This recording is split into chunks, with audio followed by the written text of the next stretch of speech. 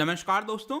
I am sure आप में से जो भी लोग कहीं पर काम करते होंगे, कहीं जॉब में होंगे, किसी मल्टीनेशनल कंपनी में काम करते हैं, तो जो आपका ओवरऑल सैलरी होता है उसके कई सारे कंपोनेंट्स होते हैं। जैसे कि पीएफ का कंट्रीब्यूशन हो गया, वैसे यहाँ पर एक होता है टेक होम सैलरी, मतलब कि हर महीने आपको कितनी सैलरी मिल रही है जो कि आप एक्चुअल में घर ले जा रहे हो, आप उसमें से खर्च कर सकते हो। क्योंकि आपका जो ओवरऑल कॉस्ट है कंपनी का, उसमें से आप देखोगे तो कुछ पार्ट कंपनी आपके पीएफ में डालती है, कुछ ग्रेट्युटी में चला जाता है, कई सारी चीजें होती हैं, कंपोनेंट होता है। तो अल्टीमेटली यहां पर न्यूज ये सामने निकल कर आ रहा है कि जो टेक होम सैलरी है, जो हर महीने आप सैलरी में से खर्च कर सकते हो अपने, वो जो पार्ट है वो अगले साल से कम होने वाला है। अगले साल मोस्ट प्रोबेबली थोड़ा सा रिडक्शन उसमें आपको देखने को मिलेगा। जैसा कि आप देख सकते हो, this is why your in hand salary will reduce from April 2021। इस तरह की कई सारी खबरें आपको देखने को मिलेंगी। यहां पर आप देखेंगे new ways code, how your salary structure will change. तो मैं आपको इस वीडियो में बताऊंगा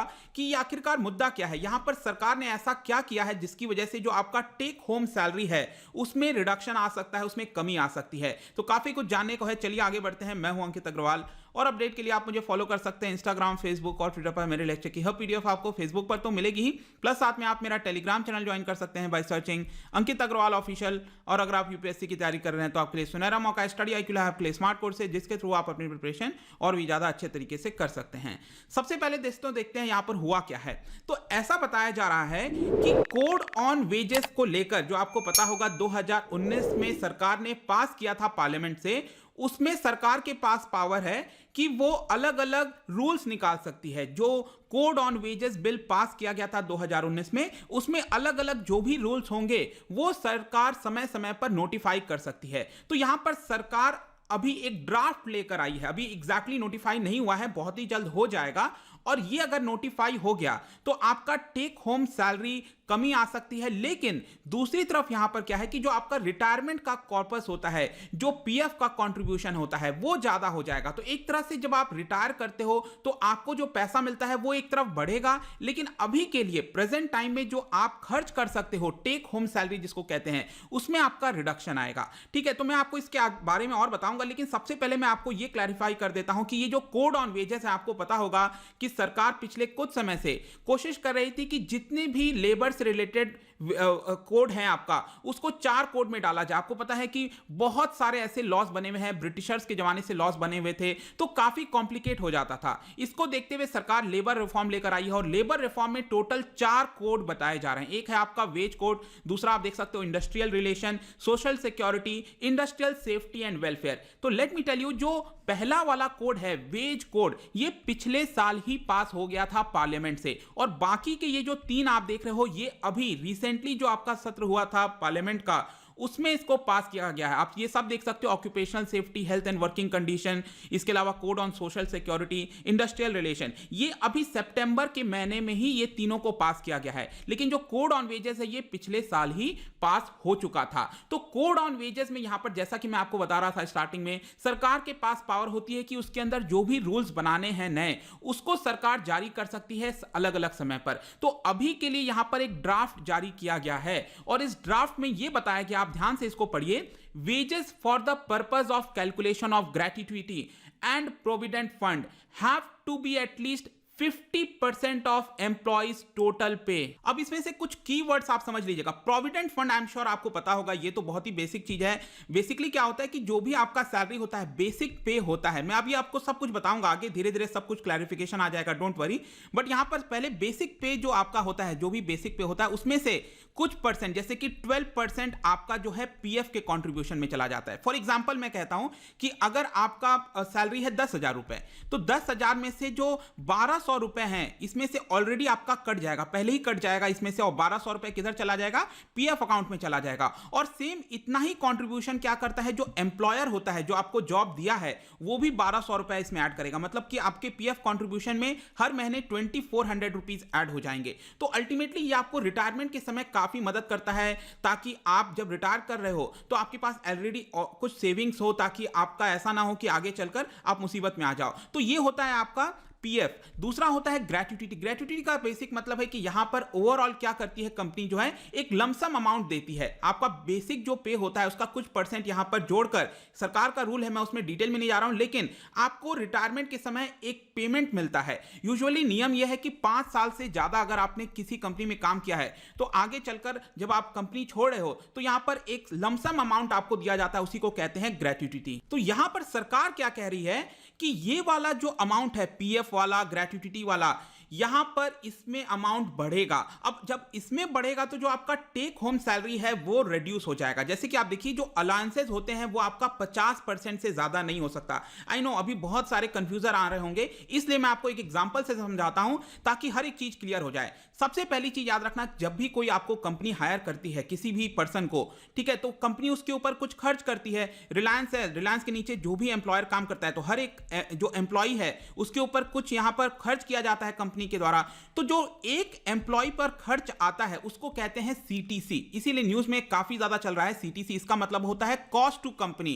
कंपनी का एक एम्प्लॉय के ऊपर कितना कॉस्ट आ रहा है। तो फॉर एग्जांपल हम यहां पर एक बार के लिए लेके चल रहे हैं 1 लाख रुपीस, ठीक है, मतलब कि एक एम्प्लॉय के ऊपर कंपनी जो है 1 लाख रुपीस खर्च कर रही है। अब ये जो 1 लाख रुपीस होता है दोस्तों, ये इसके कई प्रकार के पार्ट होते हैं। इसको दो तरह से आप देख सकते हो। एक होता है यहां पर, इसको कहते हैं बेसिक सैलरी जिसको कहा जाता है, ठीक है, और दूसरा होता है इसको कहते हैं अलाउंसेस। जो राइट साइड में आप ये 3 देख रहे हो ना, इसको आप अलाउंसेस कह सकते हो। अलाउंसेस में जैसे कि एम्प्लॉयर का ईपीएफ आ गया, मैंने अभी आपको बताया था ना पीएफ वाले में कि एक तो आपके बेसिक सैलरी में से कटता है यहां पर पीएफ, और दूसरा एम्प्लॉयर खुद देता है, तो ये भी इसके अंदर ऐड हो जाता है। इसके अलावा आपने हाउस रेंट अलाउंस सुना होगा, मतलब कि आपको रहने के लिए कहीं बड़े शहर में हो, इवन सरकार भी जो है गवर्नमेंट के एम्प्लॉइज हैं, तो यहां पर आप शहर में रह रहे हो तो ज्यादा आपको हाउस रेंट अलाउंस मिलता है। तो ये कई सारी चीजें होती हैं, ट्रांसपोर्ट के अलाउंस हो गया, कई सारी चीजें होती हैं दोस्तों, इसको अलाउंस कहते हैं। और इसको आप कह सकते हो बेसिक सैलरी, या फिर इसको नॉन अलाउंस भी कह सकते हैं, ठीक है, नॉन अलाउंस, या फिर ये वाला जो राइट साइड में है ये 3, इसको कहा जाएगा अलाउंस वाला पार्ट। तो 2 पार्ट हो गए, ये समझ में आ गया आपको। अब यूजुअली क्या होता है कि ये जो बेसिक वाला पार्ट है, नॉन अलाउंस वाला पार्ट है, ये कंपनी क्या करती है, कम रखती है इसका जो कॉस्ट टू कंपनी है 1 लाख रुपीस, इसमें से यहां पर जो बेसिक वाला पार्ट है वो कम रहता है कंपेयर टू अलाउंस वाला पार्ट। अब ऐसा क्यों करती है कंपनी, आप समझिए।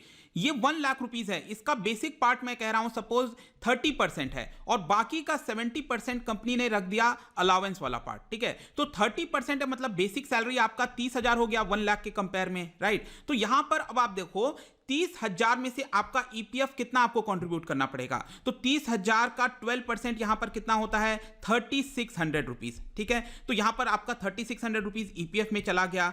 इनकम टैक्स वाला कुछ चला जाएगा, जो भी है प्रोफेशनल टैक्स, ये कटकर आपको ये वाला पार्ट मिलेगा। तो सपोज मैं कहता हूं 30,000 में से 20,000 आपको यहां से मिल गया, और बाकी का ये वाला पार्ट, अब ये 70% कितना है, मतलब 70,000 रुपीस, ठीक है। तो 70,000 में हो सकता है कि आपको 20,000 रुपए हाउस रेंट अलाउंस मिल जाए, इसके अलावा 10,000 रुपए ट्रांसपोर्ट अलाउंस मिल जाए, कई सारी चीजें करके दोस्तों यहां पर क्या होता है कि आपका जो अलाउंस वाला पार्ट है वो डायरेक्टली आप घर ले जाते हो। इसमें से हाँ, जो ईपीएफ वाला पार्ट है जो एम्प्लॉयर देता है, जो आपको जॉब दे रहा है, वो आपका पीएफ अकाउंट में चला जाएगा, ठीक है। लेकिन इसके अलावा रीइंबर्समेंट हो गया, फैसिलिटी कॉस्ट हो गया, कई सारी चीजें होती हैं दोस्तों, वो आप डायरेक्टली घर ले जा सकते हो। तो यहां पर 70,000 में से सपोज मैं कहता हूं आपको 50,000 रुपए घर ले जाने के लिए मिल गए, तो 50,000 ये और बाकी का 20,000 ये, तो मतलब टोटल सैलरी आप कितना घर ले जा रहे हो, 70,000 ले जा रहे हो पहले के मुकाबले। अब यहां पर देखो सरकार ने क्या कहा है, सरकार ने ये कहा है कि जो बेसिक सैलरी है, जो 30% मैंने आपको बताया, यहां पर ये जो बेसिक वाला पे है, ये आप 50% से कम नहीं रख सकते। नए रूल के अकॉर्डिंगली यहां पर सरकार कह रही है कि जो बेसिक पे है वो 50% ऑफ सीटीसी से कम नहीं हो सकता। सीटीसी मैंने आपको बता ही दिया, कॉस्ट टू कंपनी, तो कॉस्ट टू कंपनी यहां पर 1 लाख है, अब बेसिक पे कितना हो जाएगा, 50,000 रुपए। आया समझ में। अब आप देखो क्या हो रहा है यहां पर कि एम्प्लॉय का पीएफ, यहां पर आप पीएफ देख रहे हो ना, पहले आपको पीएफ कितना कंट्रीब्यूट करना पड़ता था, 3600 रुपीज, मतलब कि 12% के अकॉर्डिंगली 3600 रुपीज आपका पीएफ में जाता था। अब यहां पर पीएफ कितना जाएगा, 50,000 का 12%, मतलब कि 6,000 रुपीज, मतलब पीएफ बढ़ा कि नहीं बढ़ा आपका। प्लस यहां पर क्या हो रहा है कि पहले अलाउंस आपका 70,000 होता था, ये वाले राइट साइड में आप देखिए 70,000 की जगह कितना हो जाएगा, 50% हो जाएगा, ये मतलब 50,000 रुपए हो जाएगा। मतलब ओवरऑल जो पहले आप ले जाते थे अलाउंस डायरेक्टली घर पर, ये आपका घट जाएगा। आया समझ में? मतलब कि पीएफ का कंट्रीब्यूशन, ग्रेट्युटी का कंट्रीब्यूशन यहां पर आपका बढ़ रहा है और जो टेक होम सैलरी है वो आपका कम हो जाएगा। अब अगर आपको ये एग्जांपल से समझना है तो ये भी मैं आपको बता देता हूं। पहले मैंने आपको अभी बताया था एग्जांपल में कि पहले वाले कैलकुलेशन के हिसाब से आप घर कितना ले जा रहे थे, 70,000 ले जा रहे थे, 20,000 आप यहां पर ले जा रहे थे बेसिक पे वाले में से, और 50,000 आप अलाउंस वाले पार्ट में से ले जा रहे थे। अब देखिए यहां पर क्या हो रहा है, नए वाले रूल के अकॉर्डिंगली सपोज मैं कहता हूं 50,000 में से 30,000 आप घर ले जा रहे हो यहां पर, ठीक है, और अलाउंस वाले पार्ट में से 50,000 में से हो सकता है आप 30,000 यहां से घर ले जा रहे हो, तो मतलब टोटल आप घर कितना ले जा रहे हो, 60,000 ले जा रहे हो। तो जो बचा हुआ पार्ट है आपका वो चला जा रहा है आपके रिटायरमेंट वाले पार्ट में, ग्रेट्युटी हो गया, आपका एम्प्लॉइज पीएफ हो गया, तो ये सारी चीजों में आपका पैसा रिटायरमेंट की तरफ डाइवर्ट हो जा रहा है। और अभी के लिए प्रेजेंट में जो आप घर ले जाते हो सैलरी, उसमें थोड़ा रिडक्शन आ सकता है। देखिए मैंने रफ कैलकुलेशन किया है, जरूरी नहीं है ऐसा होगा, अलग अलग कंपनी के हिसाब से अभी प्रेजेंट में क्या रूल चल रहा है आपका, आगे क्या होगा वो चेंज होते रहेंगे। लेकिन एक मैं आपको रफ आइडिया देने की बात कर रहा था कि एग्जैक्टली यहां पर सरकार कर क्या रही है।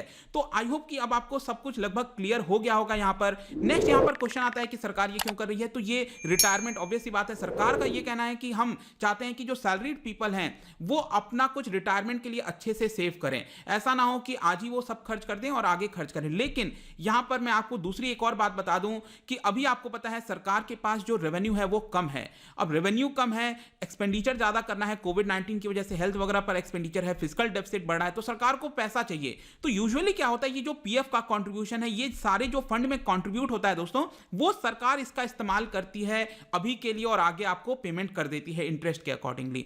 तो यहां पर सरकार के पास क्या होगा, एक मौका मिल जाएगा कि ज्यादा पैसा सरकार अभी खर्च कर सकती है और आगे आपको पेमेंट करेगी। तो दोनों तरफ से आप देख सकते हो, अभी के लिए आपका सैलरी कम हो रहा है लेकिन आगे चलकर आपका रिटायरमेंट सिक्योर हो जाएगा, ऐसा सरकार का कहना है। अब ये सारी चीजें कब तक इंप्लीमेंट की जा सकती हैं, तो यहां पर बताया गया दोस्तों कि पब्लिक कमेंट्स यहां पर जब आएंगे, अभी ये ड्राफ्ट है तो बहुत ही जल्द इसको यहां पर सरकार लागू कर देगी और अगले साल 1 अप्रैल 2021 से, अगले वित्तीय वर्ष से ये आपका लागू हो जाएगा। तो आई होप दोस्तों ये जो पूरा वीडियो था यहां पर आपको क्लैरिटी मिल गई होगी कि आखिरकार ये जो टेक होम सैलरी की बात चल रही है बार बार, ये क्यों कम हो सकता है। जाने से पहले मैं आपके लिए क्वेश्चन लेकर आया हूं। आपको पता होगा सरकार एक आत्मनिर्भर भारत रोजगार योजना लेकर आई थी, इसी से रिलेटेड यहां पर मैंने क्वेश्चन पूछा है, 2 स्टेटमेंट है। लेट मी नो इसका आंसर क्या होगा। अगर आपने अच्छे से करंट अफेयर्स पढ़ा होगा तो आप ये कर पाओगे।